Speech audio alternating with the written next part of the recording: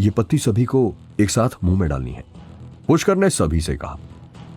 Miss आनंद महिंद्रू ने तुरंत वो पत्तियां अपने मुंह में डाली और उनके साथ साथ माजिद, टाइगर और रंगा ने भी वैसे ही किया। पुष्कर, ये तो अजीब चीज है, ये किस तरह के पत्ते हैं? मुझे तो लग रहा है जैसे कि मैं जवान हो रहा हूं।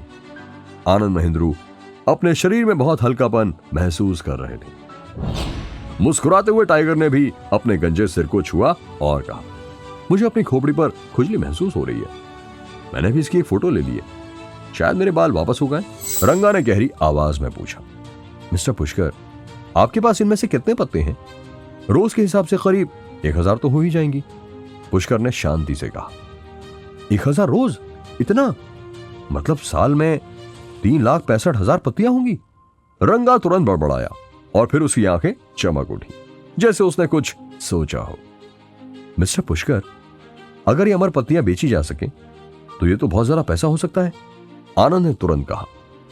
मारिश ने भी कहा, भले इसकी कीमत हजारों में हो, फिर भी लोग इसे खरीदेंगे। एक पत्ते की कीमत 50,000 रुपए। हे भगवान, ये कोई छोटी रकम नहीं है।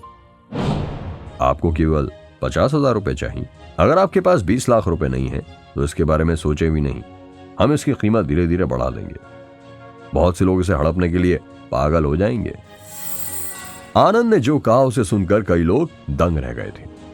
पुष्कर ने उन लोगों के हैरान भावों को देखा और जान लिया कि वह जो चाहता था वह सामने आ गया। ये एक बड़ा बिजनेस है, मुझे अधिक लोगों और बाकी चीजों की जरूरत है। मैं इसे तभी करूंगा। आप सभी इसकी मार्केटिंग के लिए कुछ गोलियां ले लें, लेकिन यह भी ध्यान रखना कि ये गोली सिर्फ 3 दिन के भीतर ही लेनी होगी। उसके बाद पुष्कर खड़ा हो गया।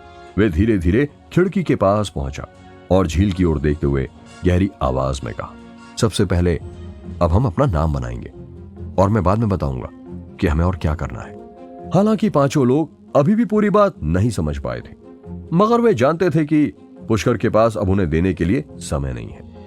इसलिए उन्होंने डिब्बे में रखी 100 पत्तियां उठाई और फिर चले गए। पुष्कर भी अपने कमरे में लौट आया। उसने सबसे पहले दोनों तांबे के सिक्के निकाले और देखा कि दोनों तांबे के सिक्कों में दरारें और भी बड़ी हो गई थीं और वे सीधे किनारे से फट गई थीं। ऐसा लगता है जैसे मुझे कुछ ऐसी सामग्री ढूंढनी होगी जिसका यूज जादुई हथियार बनाने के लिए किया जा सके, पुष्कर ने मन ही मन सोचा।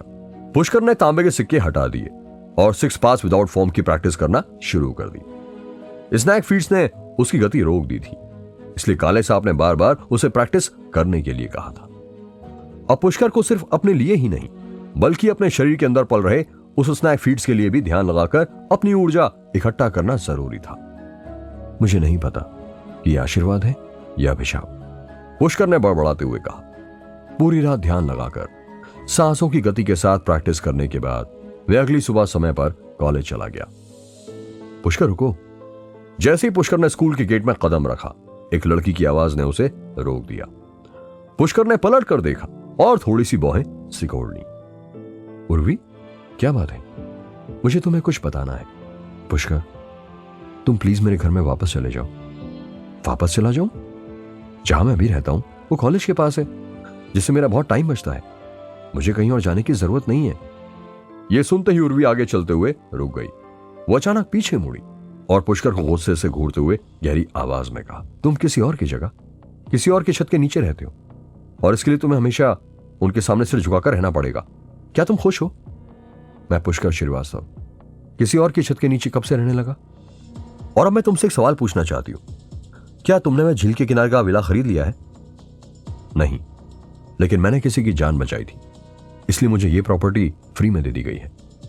तो तुम लोगों को बचाने में लगे हो। वैसे तुम किसे बचा रहे हो? ऐसा कौन है जो तुम्हें करोड़ों की कीमत वाला झील के किनारे का विला देगा? तुम मुझसे झूठ बोल रहे हो। पुष्कर ने आह भरी, घूमा और चला गया। वो उर्वी से और कुछ भी नहीं कहना चाहता था। पुष्कर रुको, रुको पुष्कर। उर्वी तेजी से चिल्लाते हुए पुष्कर के पास भागी, अपना हाथ बढ़ाकर उसका रास्ता रोका और कहा, क्या तुम्हें लगता है यह बहुत अच्छा है कि तुम किसी के दिए हुए विला में रह सकते हो? तो फिर तुम आगे चलकर किसी को क्या मुंह दिखाओगे? क्या तुम्हें नहीं लगता कि इसके लिए लोग तुम्हारे और तुम्हारे परिवार की मजाक उड़ाएंगे? क्या तुम्हें अभी तक यह नहीं पता चला कि लाइफ को कैसे जीना चाहिए?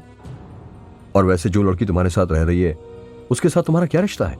पुष्कर ने अपना सिर हिलाया और बस पास से गुजर गया, जिससे उर्वी और भी गुस्सा हो गई और वो जोर से बोली कि लड़की सिर्फ तुम्हारे साथ अच्छा बनने की कोशिश कर रही है।